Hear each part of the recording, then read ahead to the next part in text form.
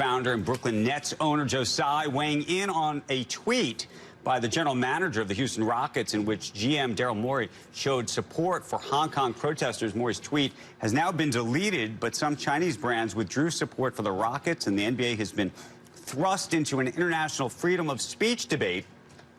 Several hours ago, Tsai then posted an open letter, it's a long one, but worth a read, to NBA fans on his Facebook page saying he felt compelled to speak out and that supporting what he called a separatist movement in Chinese territory amounted to a third-rail issue in China. Meanwhile, the NBA released its own statement yesterday saying any offense to Chinese basketball fans was regrettable. Joining us right now to talk about this and so much more going on this morning is Ed Lee, New York Times media reporter and CNBC contributor. Nilay Patel is also here, editor-in-chief at The Verge. Good morning to both of you. Morning. What do you make? So you look at the Joe Tsai statement this morning, and I have to think that somebody in China called him and said, you need to, right? I mean, how does this happen? So, when I was at my last job, when I was managing at Recode, we have these events, and Joe Tsai showed up at one of our events, and I met him for about 10 minutes in the green room. You know, a very, very articulate, very smart, very savvy person. So I'm going to have to agree with you that there's a very good chance that, someone in Beijing gave him a ring and said, hey, you need to say something. Because if you read his Facebook post, it's like Beijing could not have written it better themselves, right? Yeah, it's Chinese Wikipedia. Yes, exactly. It's a textbook. It's very in lockstep with their messaging for years and years and years. Okay, but what does this say in the larger picture about the NBA? I mean, we can talk about U.S. companies more broadly, but I'm thinking the NBA, which has taken a very progressive view of giving its players and its members an opportunity to speak out on all sorts of social issues in a way, frankly, they were given a lot more credit than the way the NFL had handled some of the situations in terms of the knee on the field 2 years ago and the like. Does this change that dynamic? I think it is fascinating that James Harden was like, we apologize to China. That is a remarkable position for a player to take. Look, this is not the first time big American business has run right into Chinese politics. Marriott fired like a 49-year-old social media manager for liking a Facebook page, just liking. He didn't say anything, he just liked a Facebook page from a Marriott account. I think Gap once was forced to recall a T-shirt that had the wrong map. It didn't include Taiwan.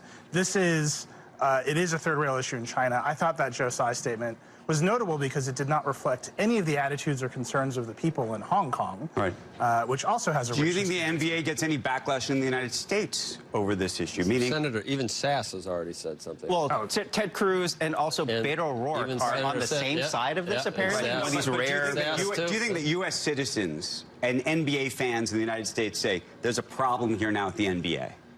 I think it's the preseason for the NBA, and I think once games start, the nature of sports. You brought up the NFL. The middle of the NFL season, the Packers beat the Cowboys yesterday. That's a great game for me personally. You know, it was close. Did you watch the end? I did. It was a heart attack for me. I came out ahead. That was really sad. They looked like they were maybe going to do it, tie it up. I had Dallas. Oh, no. I'm from Wisconsin. I represent. It's okay. Of course you had Dallas, Joe. Look, the NFL's back in full swing. That game was great. It has its own set of social issues. It signs a deal with Jay-Z. It's got Jennifer Lopez and Shakira at halftime. Once the season's underway and the games start, the American public tends to move on very quickly. How this goes on in China, I think, is a big deal for the NBA. That's a big market for them.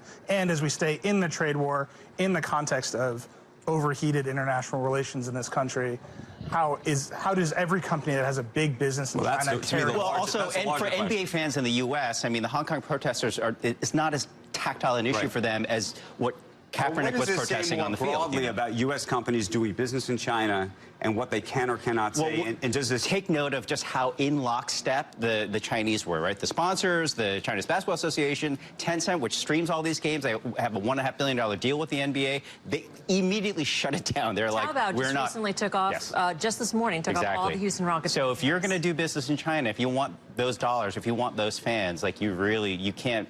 Even a tweet like that, even, you Are you can't even stray into players haven't come out now against the league?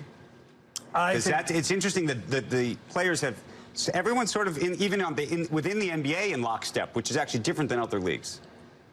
I think, again, there's so much money to be made in China, even for the players, that eventually that rift is going to be formed, right? You're still looking at endorsement deals. You're still looking at sponsorship deals. You're still looking at being the face of the entire organization in another country that survives in a media ecosystem and a financial ecosystem that is controlled by the government. And in the offseason, these guys, they spend a lot of their time in China, promoting the brand, promoting, themselves, promoting the sport. So it's, for them, it's tactile. They can criticize, our government and stuff, just criticize Trump, to some extent, but you can't criticize China. That's our interesting dynamic. China's a totalitarian government. Yeah, it certainly is. What's interesting, just as a person, like Joe Tsai, so we're allowed to criticize it here. So he's actually Taiwanese by, his family's from Taiwan. So if you really follow the geopolitical politics of China, that's an interesting position for him to be in. For a very long time, wrote about him many, many years ago. Yes. He went to school in the United States. Yes. Lawrenceville, he went to Yale. But Alibaba is a Chinese company. Absolutely. Yes. And his fortune is, of course, Chinese. I want to switch topics this morning because another big issue in the news, SoftBank CEO